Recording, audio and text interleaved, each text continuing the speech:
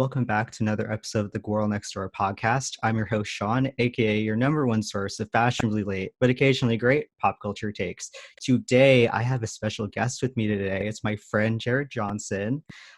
We are here on Romantic Comedy Day, because that is going to be the theme for the greater stream, to be discussing. Is it okay to still say that it's new, or was it at the beginning of June? I try to think. Was it the beginning of June, or It's was like it the like the beginning very of end? June. Okay, yeah. Yeah. Well, I'm going to consider it new anyway. We're going to be talking about Fire Island today. If you're watching this in the future, we are still raising money for Pro-Choice America. The link is going to be in the description. And if you're watching this on stream, it's !donate. But as of now, we are recording this on July 8th. It is a very warm night. But I am so happy to be here with one of my closest friends. So for the folks out there who don't know you nearly as well as I do, can you let them get a quick blurb about what you do? Yeah, I run a public transit advocacy group based in Boston, and we work on making public transportation better uh, in and around sort of the greater Boston area, which includes down to Providence, and we even do some stuff out in Western Mass. So you can find me on Twitter. I am terminally online and giving hot takes on culture, lefty politics, and how electric vehicles will not save us. All that fun stuff. And he does deliver. These are spicy takes. I haven't been able to really talk to you in a little while, so I guess just to catch up with you, like, how was your Pride?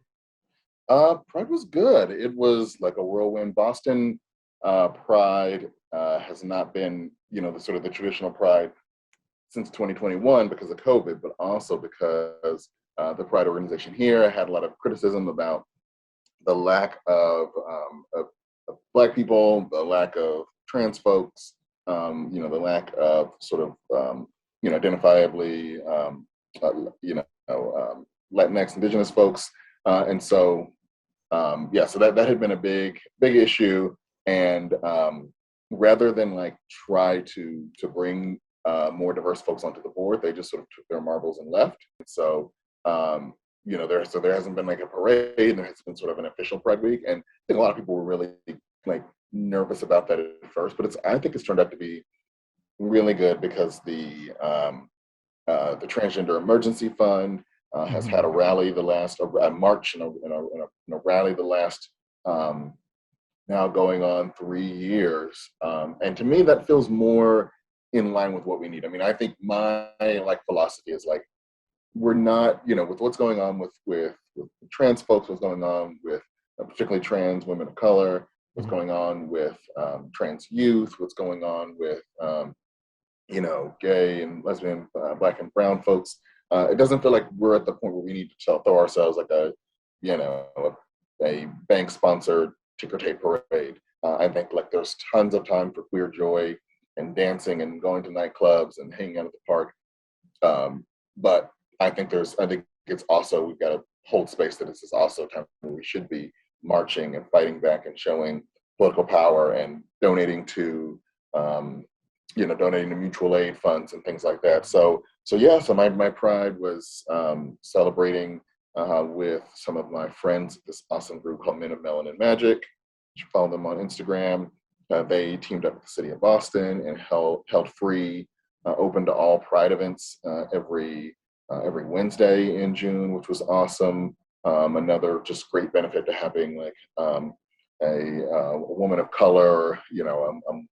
I think Mayor Michelle was a millennial, but if not, she's like a zillennial. But just having like a younger woman of color, reaching out and saying, you know what, like we want to do some Pride events, and rather than just go to the same sort of traditional folks who maybe sort of prioritize a different type of gay experience.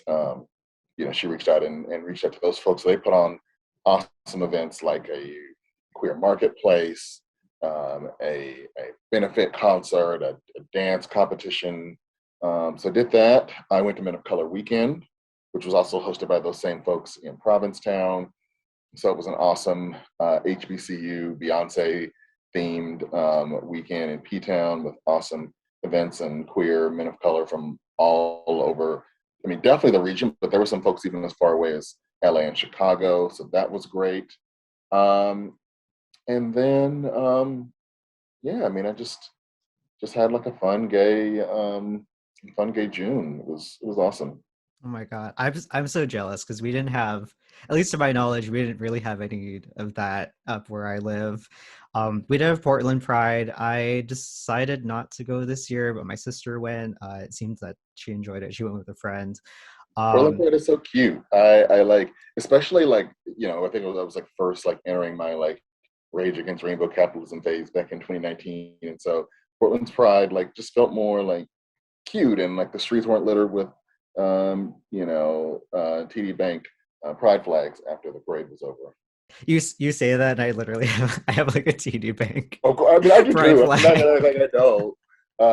But I'm like, damn, I'm like the sanitation workers must hate working after Pride. But anyway, but yeah, no, it was good. Oh, I think when I was making this joke earlier, I was like, speaking of Pride, like everyone's favorite like Pride demon this year. I think like Ezra Miller took like be gay, do Oh my crime, like God. took that way too literally. But it was very fun, very funny to watch them just be a terror. I feel like every time they trend on Twitter, it's something like even more insane than I ever Right, could have right. thought of. Like I think I was hanging out with my partner. We were actually, I think we were at Five Guys, and I just opened up Twitter and I see that like um they got punched by like Austin Butler, who's like most people know at this point from the Elvis is it safe to say biopic? I feel like I think so. I feel like when Baz Luhrmann is like involved, it becomes like so removed from reality that like it can't. I don't even know if we can call it a biopic. I've But only engaged with it through the Sweaty Elvis meme. And oh the my Doja god, I Cat love the songs are Sweaty not Elvis my meme. favorite. Yes, but no, the Sweaty Elvis, Sweaty Elvis as a contestant on Hot Ones or as a guest on Hot Ones. Sweaty Vera Farmiga. Like I'm dying. I know. I'm still very much on the fence of like whether or not I like actually want to see it. Yeah, I know. I know a lot of criticisms have come out of I mean I feel like with any biopic that comes out about like a celebrity there's bound to be criticisms like hey this person was like there were lots of not so great sides of this Sure. person. The most common critique I've seen is like hey it doesn't really discuss like the young women that he allegedly took advantage of like Of during course. like his career, Yeah. and Yeah. it sort of removes that entirely from the narrative or just doesn't even at least like acknowledge the allegations. I think some of them were have been like discussed more since then, but um Interesting. and I know that that kind of like comes up with like any time there's like a movie comes out about somebody that where Yeah. like the focus is you know there's very much like a vision that the writers and like the directors want to go with the movie. I get that it can be hard, and maybe sometimes this kind of information can like derail the story that they might be Yeah. trying to Yeah. tell, but I think I there's a way feel to do it well, though, right? I think there's a way to do it well, and I think there's a way to express it like I guess it authentically. Yeah. Um, One example would be like Rocket Man. Like I thought Rocket Man was really well done, and obviously there's some curated element to it. But I think the fact that Elton John was like, yeah, I've led a colorful life, and I'm not proud of the things I've done, and that's not just like an ancillary like, oh, I guess I should acknowledge this kind of thing, but it's core to who I am, and it shaped me. I think that was like exactly. a Yeah. really like beautiful way to talk about some of those aspects. And I thought it was so funny that it was like sort of juxtaposed, in terms of when it came out to Bohemian Rhapsody, which is just which I mean, even though it made oodles of money, has been savaged by both real Queen and Freddie Mercury fans as well as just people who enjoy good cinema. But neither here nor there. Yeah, I kind of steered clear of it because I caught wind of some of the information around it like kind of early. I'm just like, this doesn't Yeah, really seem like the kind of thing that I'd be super into. But I do agree with you with Rocket Man. yeah. I mean, it's a all of that. Was great about Pride. Mhm. Obviously, part of the reason we're here, towards the end of the month was not great, but not in obviously expected because we saw the leaked draft. Um, but it's been interesting. I think I have been I don't know I'm like disappointed but not surprised by how the That's how I feel about it too. right. Like I didn't think the lady who kneeled in a kente cloth instead of actually, trying to substantively um, change things after George Floyd murder would be totally symbolic. But yeah, still infuriating. But I've also been really pleased, and I've learned a lot from some of the women, um, some of the women and other folks who've shared, like, yes, like this is serious, and we should be, we should be fighting for this, and we should be talking about the graveness of it, but that we should like stay away from like really like doing some of the like, some of the language that people have used in the past around like back alley and wire hangers and all of that, and really, Yeah. that there are, safe medical abortions that people can take, and that that there is a network. Again, not to diminish just how scary this moment is and how awful it is, but that even though the politicians haven't been acting as though they shouldn't, haven't been preparing, that there are just incredible abortion rights activists and unabashedly pro-abortion folks who've been working on these networks, and who have been giving folks advice on medical abortions and things like that. 100%. Yeah. I think the after the documents leaked, that already sucked enough, and I feel like a lot of people, were beginning to prepare for the worst, and it took a while for that worst to come. But I think the after effect of like it leak, which is feels like a very internet kind of thing to Mm-hmm. happen, like likewise a lot of the response has felt very internet, and like not obviously not in a bad way. I think it's Sure. so great that there are so many resources that are being like shared amongst like everybody, especially when we think about communities where that kind of like education isn't like super common. I definitely see that with like my generation of being like the younger end of millennials and like the older end of being like Gen Z. um it's just like that just wasn't a thing we talk about, and now you can open up Yeah. TikTok and somebody will be like, hey, so this is all the Yeah. information like Yeah. about Yeah. like your Yeah. Yeah. state. Here are like the links that you can like go Right. to and like Yeah. talk Yeah. Yeah. about this. And I think that's so perfect. I obviously I have tons of my own criticisms about like TikTok as like a Sure. platform on its own, but as far as like the user base is concerned, it's so cool to see not only people standing up for each other and pointing everybody in the direction as like sort of like um we all kind of just turned into each other's elders Yeah. in a Yeah. way, with how that sort of like wisdom is shared. But I'm learning a lot from like younger people too, which I think is awesome. And I love that I know it's been getting some heat, especially over like the past week with like some celebrities, but I think it's so good that the language that we use like surrounding abortion rights Yes. is becoming more inclusive of gender Yes. nonconforming individuals and like also people within like the trans community. It's so important to know that like, well, one, we're just because we're using more expensive language doesn't mean that we're erasing women. It doesn't mean that we're Absolutely. diminishing the experiences of women and like misogyny. It's just it is also important to like understand that this affects a lot of people, Yep. and the root of it like definitely lies within misogyny.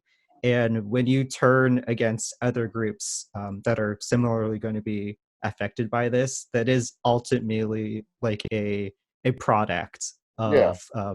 of I hate to say it like this because Well, it feels very like millennial for me, it was just like, but like the patriarchy. Yeah, well, I mean, it's very short-sighted, right? It's like the more people involved in this movement, the better. And it's not just because we're mentioning, the trans men are going to be, affected by this. Just because we're mentioning that gender diverse folks are going to be impacted by this doesn't take away from how this is impacting, cisgender women. And I think the more we move away from this zero sum game, the better. And I think a lot of young people get it, and a lot of older folks who've learned and who've listened, have gotten it. And I'm hopeful that that's the direction we're moving in. Yeah, I agree. I feel really hopeful for like the Zoomers and like I guess the alpha have the alphas started being born? Or I think they have, right? Yeah, Has you alpha can started? But they're like toddlers. yeah, exactly, exactly. But Because I think I see so many with like iPads though that it's just like they might like they're getting there, They're gonna have like a they're much gonna have little more. baby TikToks in like just a few years. Yeah, because I think because usually it's every 15 years, and they're usually on like fives and zeros. So I would assume that another one started Yeah. in 2020. I can see myself like being corrected on like something by like a 6-year-old like within like the next 2 years. And I know some people might have like an existential crisis around that, but personally I will feel very I will feel comforted by that, Yeah, like in a yeah. way. Right, like you said, I've learned so much from younger folks. I mean, I think I was probably teaching some older folks about just sort of general gay gay stuff. But then I've learned sort of like what queer is, and even to the point where like taking that on is like, I think of my orientation as queer was where I maybe would have sort of limited that. And I've learned so much from the younger generation about trans folks. Of course, not that there weren't trans folks, my age and older, but Hmm. the visibility has increased so much. And yeah, when you have like, you know, yeah, when you have such visible folks, whether it's like a cello man in fashion, or you have, a Kim Petras, in music, it's just Yes, it's a Kim. We different, love Kim. it's a different thing. Oh yeah, those are the other amazing things about my pride was just an amazing hyper pop weekend at Gay Bashed with some incredible women. So yeah, weird segue, but just came up in No, my no, head. no. It's totally fine. That is kind of just the anybody who's like watched the rest of this podcast knows that we jump around so much. Awesome. We are very Yes, ADHD. very ADHD. Yeah, so it was Slater, who was awesome, and who else was there? Cupcake. Just such an awesome weekend. Um, yeah. I know this is like kind of like a weird, like kind of like interjection, but it did remind me because I have been meaning to like ask you your opinions about this. I saw a tweet like forever ago that was like discussing the state of hyperpop. And I Mm. know some people think that it's like dying or that it should or that it's like outdated or that we need to like Mm. move on from it. I want to know how you feel about it because I felt like I was physically upset after reading that. Yeah, that strikes me as like, okay, some of my like early folks are, or that strikes me as like, oh, like now like bigger stars are starting to use it, and so I don't like it as much anymore. Yeah, I don't know. I feel like It's giving I pick still feel me. like it. Yeah, who was I just listening to? Who has the song Sunday Wednesday Bible School? Oh, yeah, I mean, I think that it's only gaining even more. Or Vacation Bible School. That's not that Wednesday Bible School. Vacation Bible School. I think that it's only gaining even more and more steam. I agree, especially when I think of like when I see fan cams from like Stranger Things that's like featuring us later. I wish I had saved it because I was gonna send it to you because I just thought that was really funny. Um, I don't know. Well, granted, I know that like a lot of like millennials and like older Gen Zs like are still very much kind of like in that. But I feel like a lot of us are like scared of TikTok, so maybe we're not like fully there yet. For like making as many fan cams as like Zoomers are, um, but yeah, no, I read that and I was just like, I disagree, hard disagree, hard but hard disagree. And who I was thinking of was Aisha Erotica. Oh, Um, okay. right? Yeah, and I think the way that the '90s um, have just really just come back into the forefront. I think it's going to keep hyperpop on the scene. I mean, a number of Hmm. people like unironically wearing like flames and like sort of grunge, punk adjacent ish '90s ish stuff. It feels like and not like actual full on sort of punk, but like the flirting with punk stuff that boy bands and Britney Spears and pop singers would wear. Like I feel like that's like very much in the fashion aesthetic right now. So I think it's here to stay. Do you think Beyonce is I going to mean, do hyperpop on Renaissance? oh my God. Maybe on the Renaissance like remix album, right? Like maybe right because Gaga gave us like more traditional pop, but then gave us lots of good hyper pop on the remix album. So I don't know. I mean, Beyonce has her fingers on the trend and has her finger on the pulse and like is more hip to the trends than I think the girls the girls who aren't Beehive folks give her credit for, right? Like I mean, Hmm. very short line tracing between like Solange taking her to like grizzly bear shows, to then having Caroline Polachek produce No Angel on, Hmm.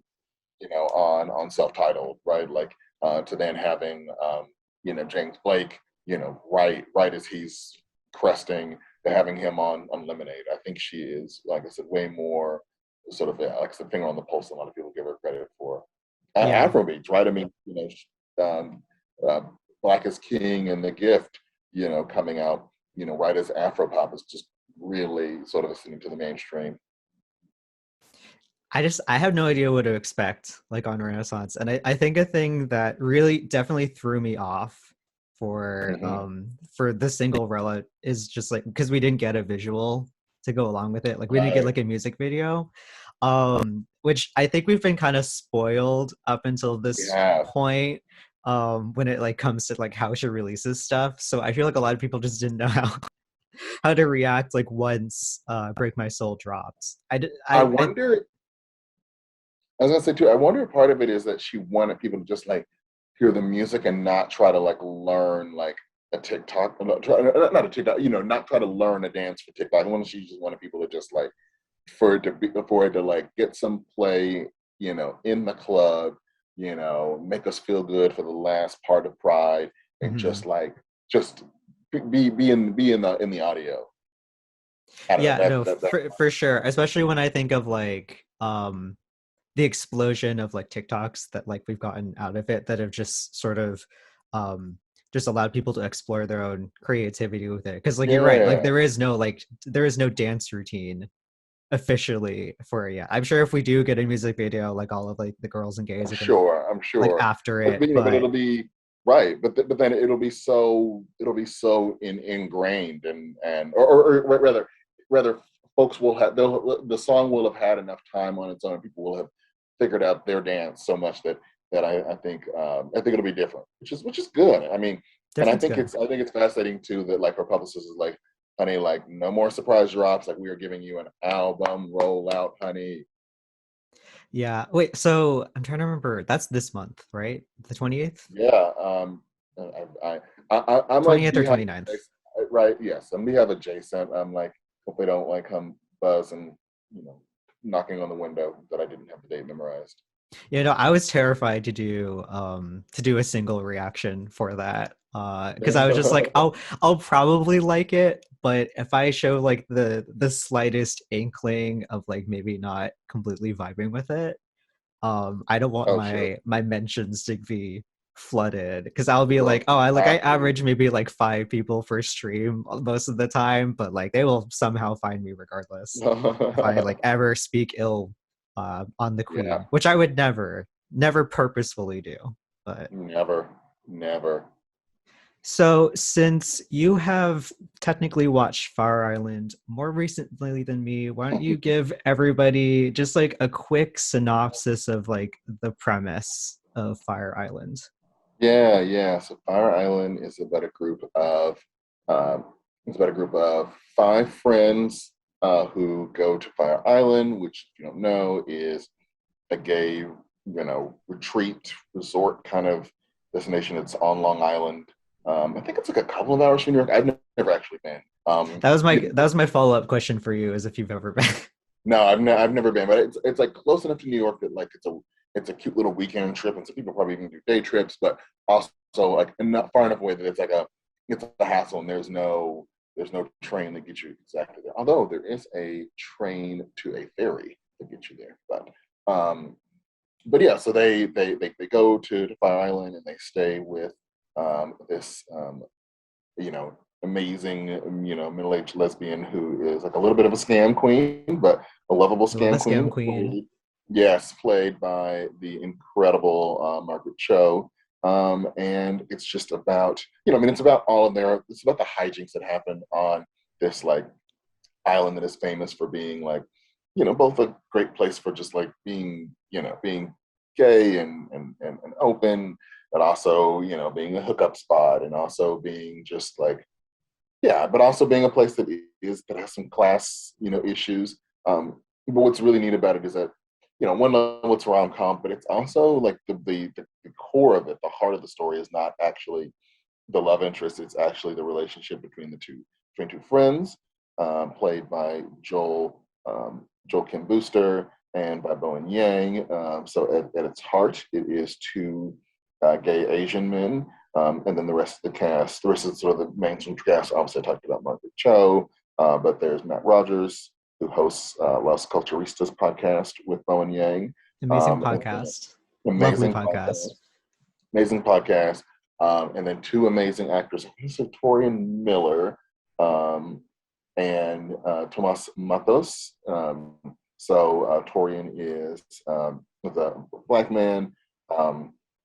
Tomas is a Latinx person, I believe. They use they them pronouns. And Torian, like I said again, Torian's a black man, but he's also, he's a big, he's a big guy.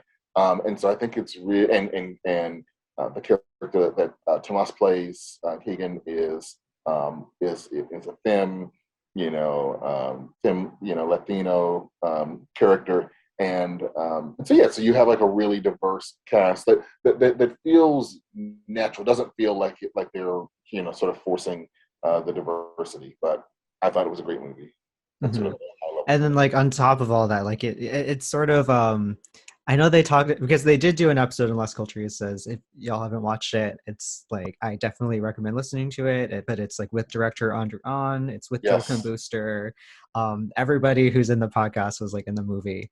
And something that they were very excited about equality with like the script is that it is sort of similarly to how Emma and like Clueless are interlocked, Pride and Prejudice and Fire Island are yes, interlocked in a lot of ways.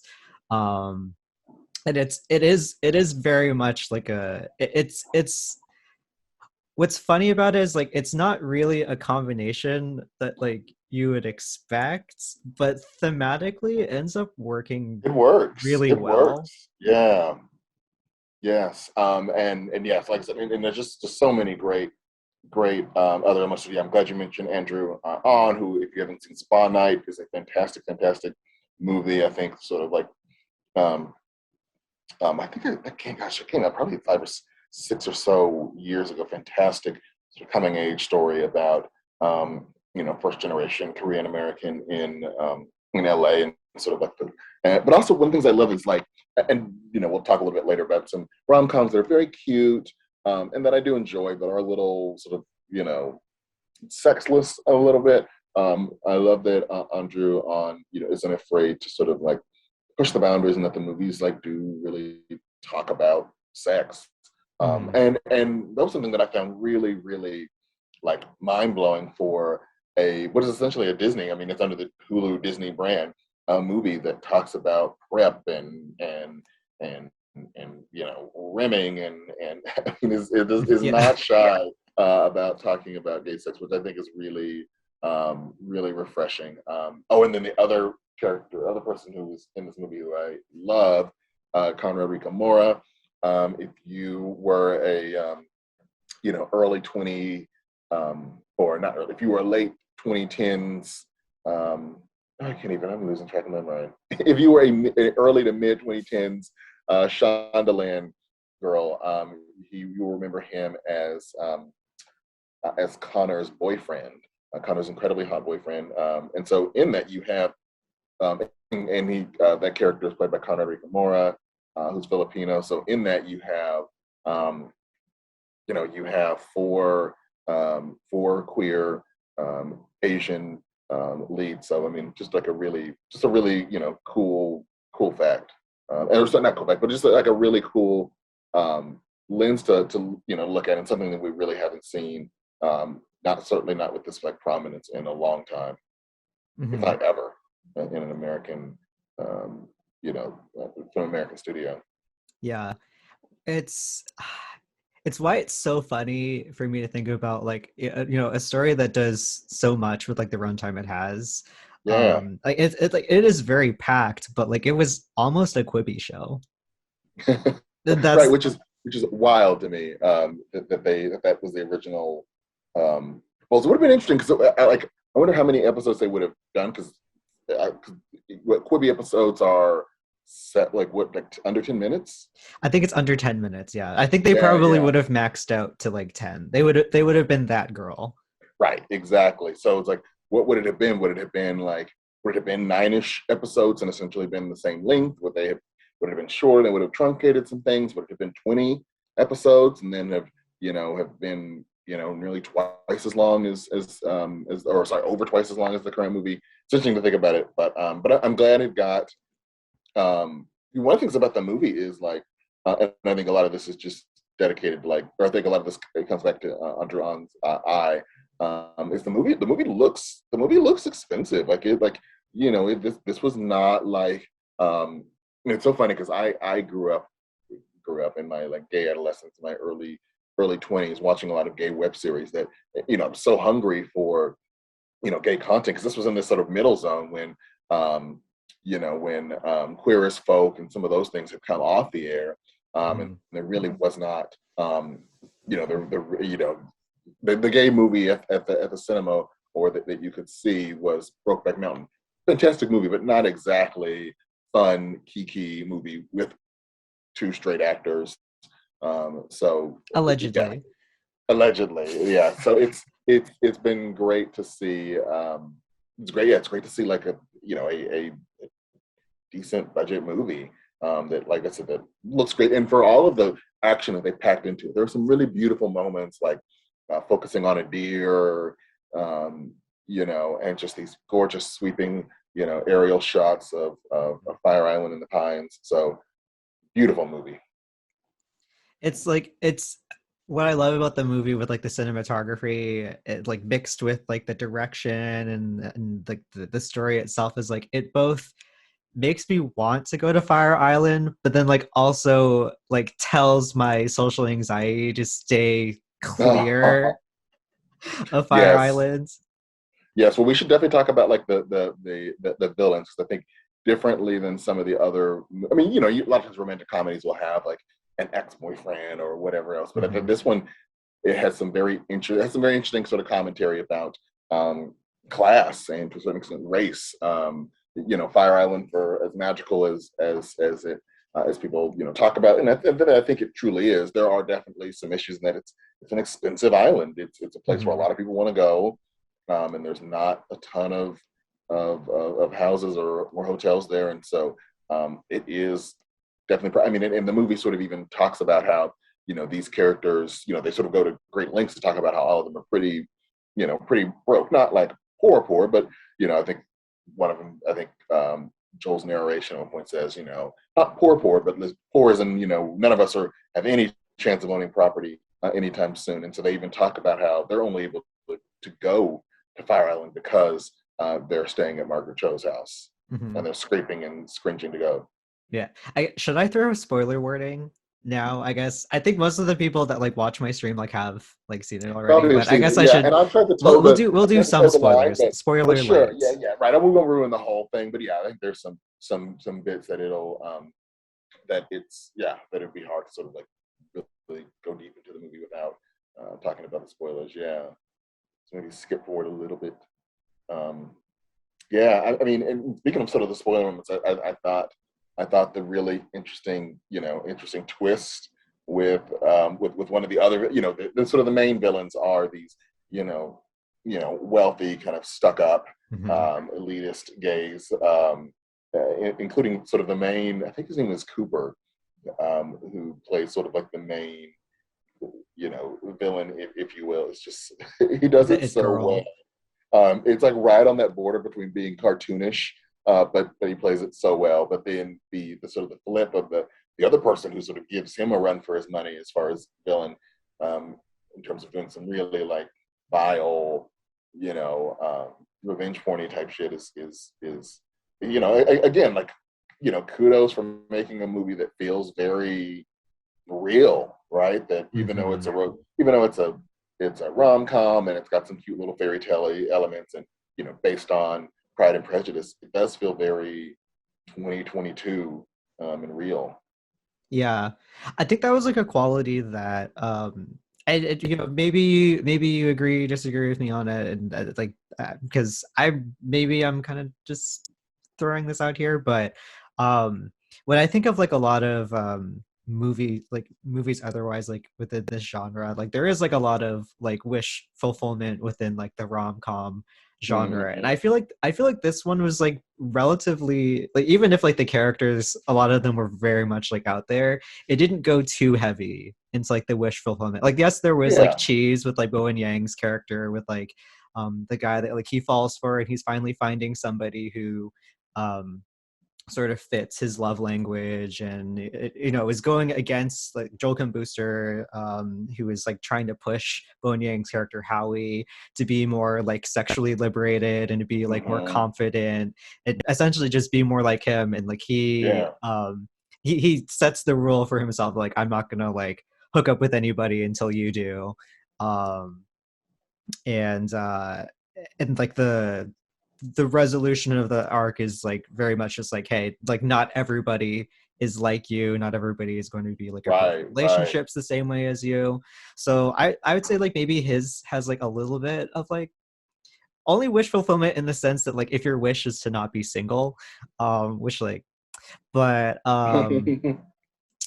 like otherwise it's just like it does feel like a pretty grounded movie, which I Yeah, definitely don't mind, like yeah. because I do think that in the past when it comes to gay movies, it usually leans more on like the miseries gay queer trauma misery if there Oh, is going to be 100%. romance involved, It's because it's feast or just like, well, famine. did they die, are we burying our gays? It's feast or famine. It's either, yeah, like you said, Yeah. bury your gays, or it is a very sort of sanitized, Hmm. sexless, very cute, tied up in a bow thing. Well, it was interesting Yeah. because that was some of the criticism, was people were saying, it doesn't sort of commit all the way, and I liked that, ambivalence. I think, or not ambivalence. I liked that. Oh, not ambivalence. What's the word? Ambiguity, right? Hmm. That the way the movie ends is, you're getting too much, is that, one character sort of gets exactly what they're looking for, and the other character who was more, who at the beginning of the movie definitely had a view of the world. Their worldview is sort of pushed a little bit, um is sort of tested, and they get some pushback on it, but it's not a 180. It's not a, It's not this like the horror turns into a housewife kind of thing. Like exactly, he's which, still allowed to like be like, hey, so I'm not really looking for like a serious thing right now, and like his love interest is just like, I'm just asking you to dance, like right. I'm asking you to dance. I'm asking you to just like be in the moment with me. be in the moment, and not rush to label it and sort of run away from it, which, I think, yeah, I mean, I thought was really good. One of the other points that I thought was really, really interesting, and I think speaks to, um, how close, um, how close, Joel Kim Booster is to Bowen, and they talk about this. They've been friends for a while. There's a really pivotal scene in which sort of, in which Joel is trying to sort of, discourage Bowen from sleeping with basically a rice queen, who has three. What do they say? He has three, anime tattoos. um, Yes. and sort of Bowen's character pushes back and says like just because we're gay and Asian does not mean we are the same, and that yeah, I thought that was like a really like intense and brave scene, and a scene that is only going to happen when you have, or I'm sorry, I think it's only going to happen well when you have when you have I don't know if we talked about at the beginning, but the fact that Joel Kim Booster wrote the movie, Mhm. and also wrote it with Bowen Yang's character in mind, so knew at the heart of this, you have an gay Asian guy writing this, with another gay Asian friend in mind writing, and I think that really came through in that moment, because it's a really intense moment. Hmm. I mean, like definitely with like the specificity within like a lot of like the themes and like the talking points that do happen within the movie.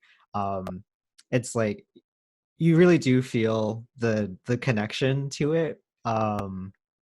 Which I feel like can only really come from when the person who's like relaying the experience is like somebody who's like directly impacted by it or who has Yeah, lived through it. yeah, It's I feel like there's so much politic that happens within film and television as well, where it comes to just like, okay, well, who can best tell the story and who can best sell the story. yeah, yeah, um and that and and pushing that's those something that, boundaries. yeah, and that's why I'm glad when cases like Fire Island sort of come together, where it is like people who I mean, Andrew On like has like had like a lot of success on his own with like his work, um coming together with like Joel Kim Booster, who I mostly just knew from like his like stand up and like some Same. shows that he's like been on, just like coming together and like um doing what other studios might struggle to do with other collaborators, which is just like really just like knowing each other enough to take a chance on one another. Yeah, and to be brave, and like I said, to really put some heady stuff out there. And I think some of that comes from, if you haven't read it, you need to read Alex Young's fantastic profile for the New Yorker of Joel Kim Booster, because I think also what comes across is the fact that Joel is very very self-aware, right? I mean, you would not have someone who, you don't know what Joel Kim looks like, very well. I mean, hopefully you've seen the movie because we're talking about spoilers and stuff, but Joel Kim Booster is a very, svelte, very svelte sort of, has a lot of, conventionally attractive features. And I think the fact that he is self-aware enough to realize that, like, for all of the discrimination, that he faces in dating, as being a gay Asian man, that he does have features that sort of, that can, with the bullshit system we have, can sort of rank him higher on the sexual hierarchy. It's the pretty privilege. Pretty privilege, and not being afraid to sort of like lean into that. And again, I think it just speaks to just a real trust, real trust on both ends. Trust for him to be vulnerable and sort of like acknowledge that, and then trust for Bowen Yang's character to really lean into that and play that scene. So again, just kudos, I think, on a like really great movie. For sure, because like you think of when we look at like standard like romantic comedies, like it's very easy to set like the ugly duckling as like the main character. So in like a more Mhm. in a more conventional way the story was told, if that's like even possible, like the main character that would have been like narrating the story would have been like Bowen Yang's character, like Howie, Yeah, who's like dealing with like the pressures and like feeling he's living in the shadow of like right, his like hotter friends, who's like essentially like a brother to him, who's like right. he just easily gets like more attention, and but is like relationship reverse. But it like it flips that, and it's nice Yeah, to have it's nice that we're having more um stories in general, like not just like in like romantic comedies, but where like the protagonist like is checking their privilege. yeah, I know yeah. that's such like a millennial thing to say, but Check your it's privilege. but it but No, it's but it's but it's real. true. It's And real, and I think the more we have this conversation about in the queer community, that there are, whether it's masculine privilege, pretty privilege, white privilege, all of those things, cisgender privilege. Well, and I think, one of the other things too is that, there might have been some scenario, like you said, if it's possible to make this movie more conventional, it could have been that like Bowen Yang's character gets some kind of makeover to be, to look, the glasses to come conform, off. yeah, to conform more to the standards, which I'm so glad, because I think Bowen Yang is a real hottie. I think Bowen he Yang's is. a cutie patootie. Anybody who tries I'm to like telling you. sell Bowen Yang as like ugly is like, Right. That he would need some kind of make. I love the theme, the theme of it. I think really threads a needle between like, giving people what they want and not being like some like, which I love these type of movies, but not being some like thriller, some indie movie that leaves you totally just wide open and totally, ambiguous. But also being realistic and being open, right? I think that it does have this theme of like, yeah, you can be yourself, and if you're the kind of person who wants to be in a relationship, like lean into that and don't let even your friends sort of convince you that that's not a worthwhile goal. And then I think the message it has for the other folks is like, think you don't want a relationship, that's fine. But if you think you don't want a relationship because you want to try to sort of push people out before they get the chance, before they have a chance to hurt you, that might not be the best. That might not be the best scenario, and you should at least be open. Don't run and jump into a relationship, but you should be open, because you never know what you're going to miss. And I think that's a really a positive and nuanced, way to tell a mhm. a 2022 love story. Yeah, like it doesn't really like heavily pass judgment on being single, or like a character ending a movie that like has like romantic undertones like being single. Yeah, Even yeah. if there is like, you could take the heavy implications to be like, okay, well, they at least like talk now, like Right. after, like wherever they go. I don't remember where either of the characters are from, but They were definitely um they were. I think they were, yeah, opposite coasts. So it's like, yeah. So who I know for knows? sure it's opposite coasts, Yeah, but yeah. San Francisco. No, L.A., and then Joel's character there in New York. Oh, mhm. one thing I'll say too, that like slight sidebar but related, was really funny, is I like when I was in P-Town for that Men of Color week, and actually ran into Bowen Yang, and I was like so excited because I'm a huge fan of his work on SNL. Mhm. And but I felt so bad because I had not seen the movie, and he was actually there in P-Town for a film festival about the movie. But we were still able to chat about SNL stuff, and he was really nice. And so it was a cool moment to actually get to meet someone famous who is actually seems like like a decent chill person. But now I Mhm. hope yeah. But again, it was a little awkward to not have seen the movie. But again, we were able to talk about SNL, and about how he finds P Town, and versus Fire Island, and so on and so forth. For sure. And I'm well, two things. One, I'm like insanely jealous that you got to have that experience, because I am a I don't know what our stan base is called. I'm sure somebody will correct me like in the future, but I am very much a Bowen Yang stan. I know Um there's like I'm not going to say there's I'm the one I want Yang to go gang, because I to. know there's like a lot of like that, like that's the first thing like I think of, It's the just like one I no, want to that's go to, completely but I different. know we do not want our we if we're mutually Mhm. including ourselves as part of that standum, I don't want our standing to be the first thing that comes. It's probably in both of our minds, so we'll have to put our minds to it and figure out what it is, other That's than fair. We'll workshop it like after stream. yes. But but yeah, no, I wish them all the success, and that everybody who's like on this, who's like sort of more known for either like TV work or just doing like straight up comedy, that they're able to like, at least even if they continue to do like comedy films, I like, obviously I don't have anything against those, um but it just feels like everybody was able to, like in the main cast, I knew it was able to show more sides of their like acting potential. So Yeah, I'm hoping this leads to more jobs. We love 100%. we And I love think we love the girls being booked and busy. yes. I mean, in that podcast again, plugging the Las Culturistas episode on this, 110% agree with all of them saying like, oh my god, like I can't believe Conrad Ricamora hasn't been cast, as a romantic lead. Right. This better not be the last time, because oh my, I mean, what a dreamboat. And like, I mean, I always thought he was just, such an endearing character on How to Get Away with Murder, and also so incredibly hot. But also the fact that he was able to play, his character is sort of like a stand-in for Mr. Darcy, and is Hmm. more kind of dour and reserved at first. And the fact that he was able to like play that, you know, play that character, and then sort of like gradually ratchet up that charm as we got to know his character more, and as he got out of his shell, I think was just, again, just really fantastic acting.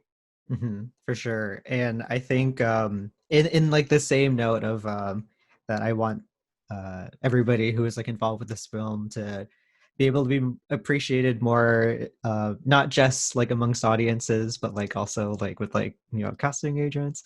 But I think another I almost want to say side effect, but I know that's not like the word that I'm looking for, with the success of this movie is like, when something does well, obviously there are going to be like a million other movies that like come out like after it. It is kind of funny that this movie came out like pretty close to a couple other romantic comedies, or just Yeah, like queer comedies in general, but definitely like romantic comedies.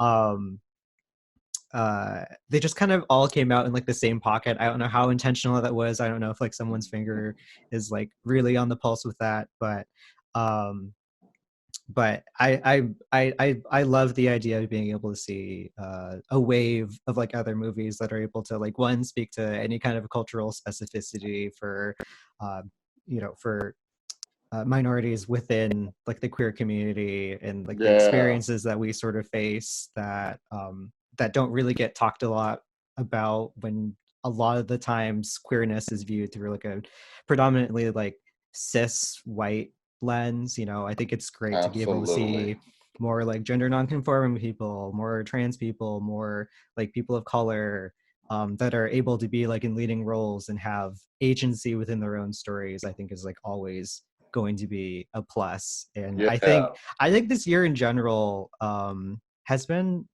pretty solid so far. I mean, the first thing that comes to mind for me, it's not a movie, but the first thing that comes to mind for me is like seeing how much like Heartstopper blew up mm, on Netflix, hmm, um with it just sort of I know that there is a lot of debate around, is it sanitizing certain things too much, or is it good for something to be like that accessible? I personally like the fluff to it. I think yeah, I think like a diversity of like, um I think it's okay to have differing levels of accessibility for queer absolutely. content, especially if it's going to be, I mean, especially if it's going to be dealing with like teenagers. Teenagers, yeah. Like, I mean, you and know, I think where the pushback comes in is when all of it is that way, exactly, right? yeah. Or when you're watching, and I'm going to say some of these movies, here shortly, movies that are about adults, and there's not really, they don't really talk about sex, or there's not, so that's not a key element. Like, that can sort of, irk you a little bit if that's all the movies, but absolutely no. I think it is so, because straight kids have My Girl, and they have, probably, I'm really aging myself there, but straight people have all of these like really cute chest, teenage movies, and I think queer kids knew that. I would have, loved that growing up. It's a very funny sort of, um, thing on Twitter to sometimes see, if I can. I love Zoomers, but one of the one things where I'm like, come on, rolling my eyes, is sometimes the whole like, I don't get it. Why is this 30 something year old man being so emotional about like Heartstopper or Love Simon or whatever? But I think it is because, those movies do help shape your view of romance. And I think the Mhm. fact that this new generation is going to have those movies, I think, is a really good thing. And I think it makes sense that there are some millennials who are, excited about, happy about the movie, but are sort of mourning the fact that they didn't have that. I think that's normal. Yeah, no, for sure. I'm so envious about like the younger generation being able to have so many more um different types of works to go to that not only do feature like queer people, but it like features um more updated language when it Yeah. comes to talking about certain communities. It doesn't lean into certain really problematic tropes as much. Tropes, exactly. Um, Unnecessary it's trauma. like it's so hard when I think about the shows that and like the shows and movies that I grew up with that like in my mind, whenever I talk to people about them, just like, oh, it was like ahead of its time because it had like a gay character in it, or it had like a gender nonconforming character in it. And I'll go back and watch it because I'm in my 2010s nostalgia kind of vibe right now. And I'm just like, oh, Right, that's a right, slur. right. It's a Um 2 hour trauma slog fest with like a like a mostly straight cast, mhm. yelling the F word at people. Again, like there are those movies that all of those things happen and it's telling a story that needs to be told and yada Right. yada. It's not But like it's completely off limits. not completely off limits, but it is like, oh, when that was basically what you had, it's like yikes. Yeah. And especially if it's like in the hands of like look, Absolutely. I'm not saying that cishet writers aren't allowed to make stories about queer people, Sure. obviously, but like you can tell when it's You being can tell. workshopped in a writer's room first before like the final product comes out and when it's not. You can Because tell. there are a lot of things that like it takes like one read through to like know that like hey that thing No one would do that. No one, queer people don't nobody say would that. do that. Yeah. Nobody would like say that. Yeah, yeah. No, 100%. Um, some other, somebody earlier, some other, great rom-coms that I've seen as of late have been one of the ones I thought was really, really cute was it was sort of pitched as the first sort of like completely like queer centered, well, specifically gay. It was a gay centered Mhm. um, Christmas kind of Hallmark style movies that premiered on Netflix this past Christmas, Single All the Way, that I thought was really really cute. And that was a quiet. Um, that one had like some interesting like quiet diversity. Obviously, like the big piece of diversity was that it's an interracial couple with one of the main the main character who they're going to his family's place is white, and he Mhm. brings his best friend and roommate who I think it's intimated that they originally dated but it didn't work out, and so they're just really really good friends, and the whole big drama is, are they going to try again? But one of the things that I thought was really neat about that movie was in the casting of it, they cast a brown skin medium tone uh, Mhm. you know black black actor, in that role, and not as a not denigrating, light skinned actors, but in a role that sometimes it would have been very easy to cast a light skinned actor who might have been more sort of palatable, Mhm. and that there's a scene where he's getting ready for bed, or I think he's like, yeah, he's getting ready for bed, or it's around bedtime, and he has a do rag on, right? Like, I mean, these Yeah. these little small tweaks that I think are really really cool. Yeah. I remember we talked about it a little bit like off camera. We were going like through some movies and I know you'd brought up Single All the Way and I said that I hadn't watched it. I did Google it uh in between takes and like I have seen it. I don't know how I forgot it because like It's sweet, as but soon it's as I not the most. I saw the And logo like I remembered like everything with like Jennifer Coolidge. yes, yes, Um I remembered how much of a hottie the love interest is.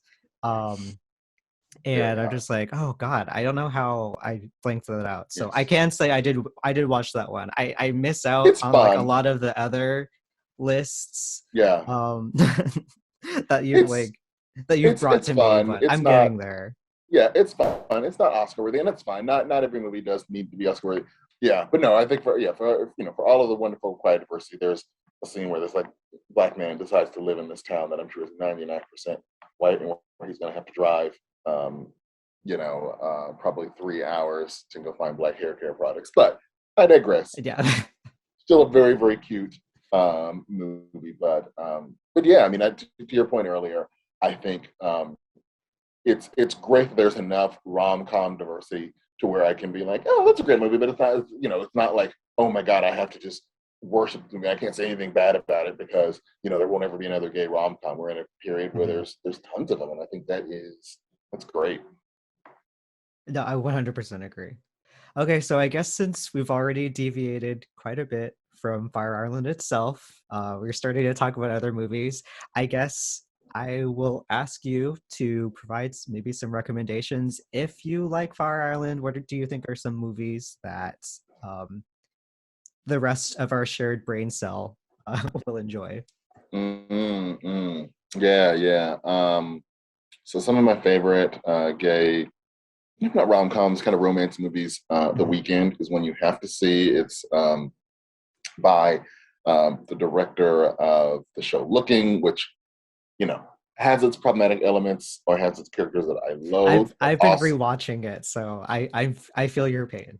yes, but it is also I think a super important show and one that I think for even some of the things that I didn't like got so many things right. But The Weekend is sort of what launched Andrew Hay into the main scene as is an unconventional sort of romance movie, but still incredible to watch. Some other ones that I really love, kind of cute, are Handsome Devil. Well, less of a comedy, more of a drama, but still really, really great. Young kind of coming of age movie, which also has the incredibly hot Andrew Scott, who I love, and has some really great like shoegazy '80s music in it. Mm. Um, it's one of my absolute favorite ones.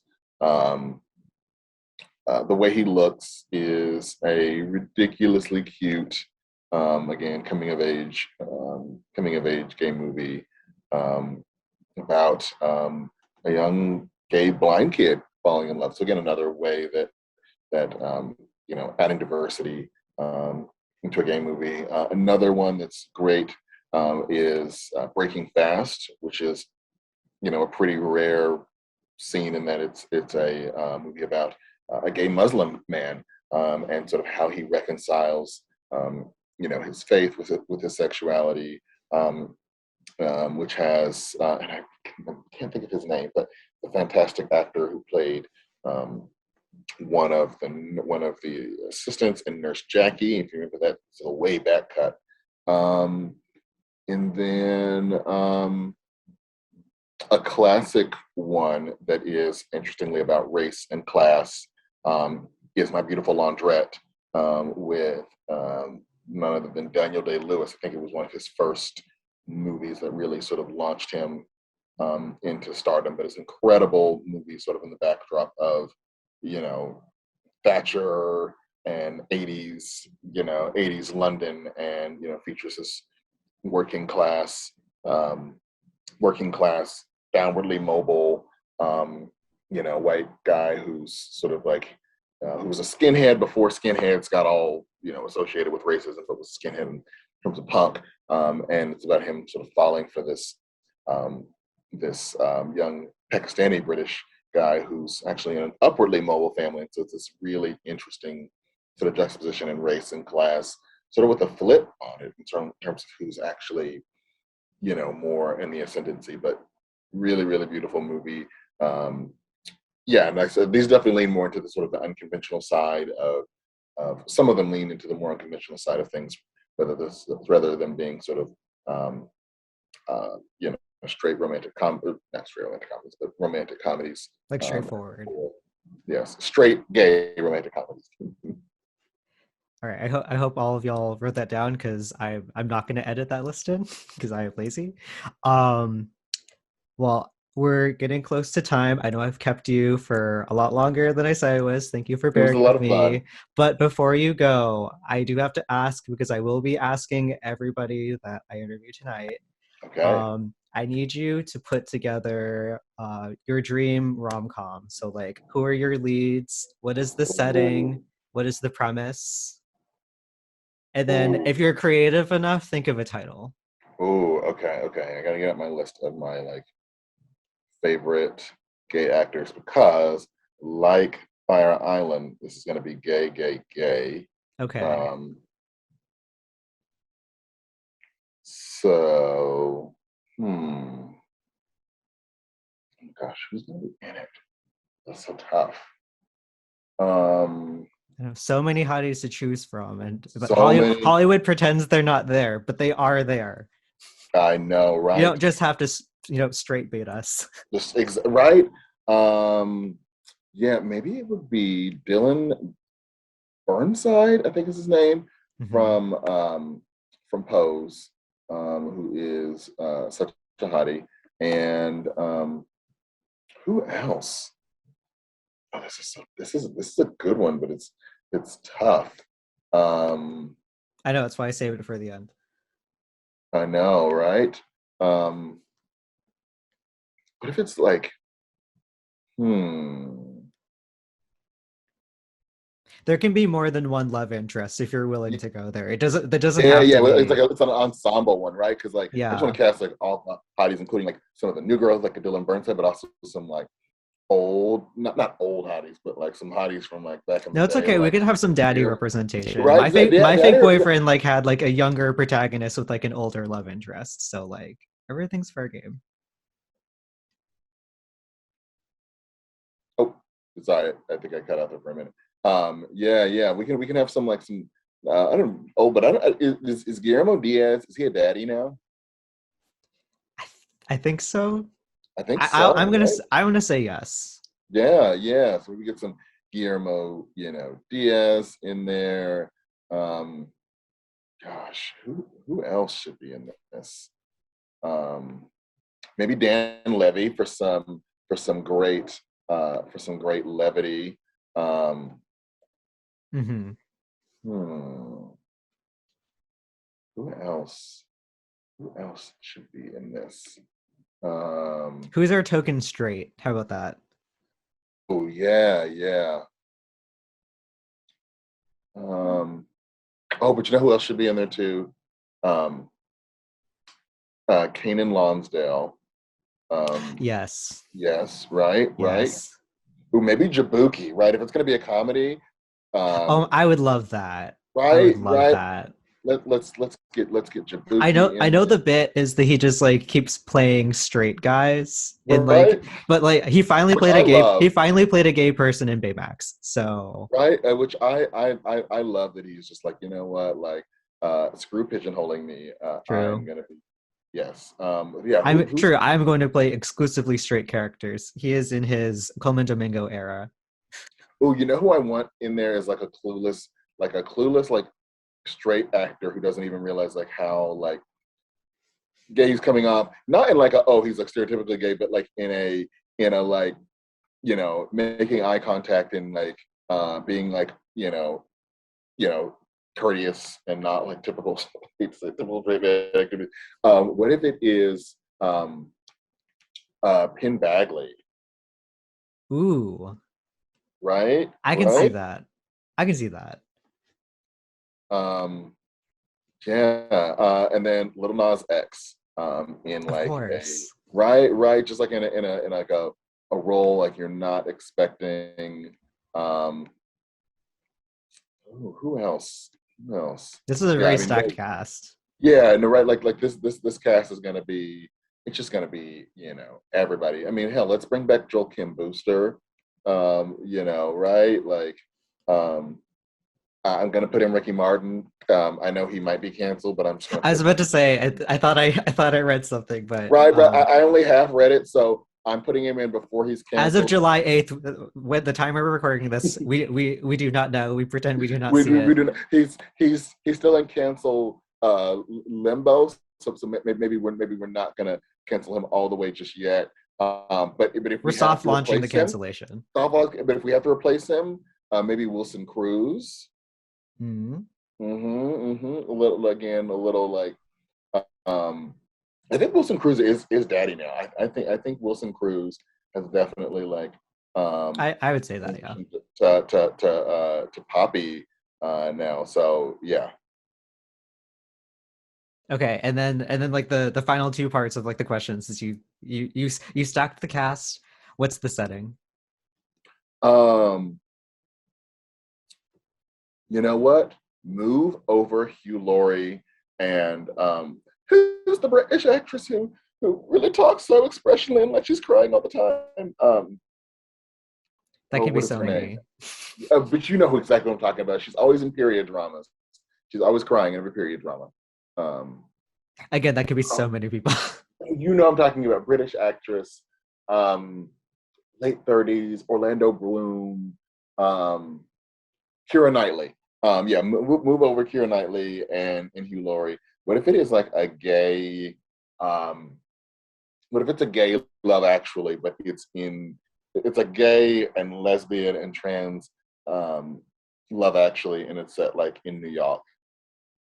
Ooh, that could be cute. Classic setting, classic setting. All right. And then if you're brave enough, if you're brave Oh, enough, a title. oh, hmm, that's a tough one. I know. I'm so bad Um, at coming up with titles. I don't even know what I'm gonna title this video. Like, to be honest, right now. When I go back and edit it, I'm gonna see if I can find quotables, but hmm,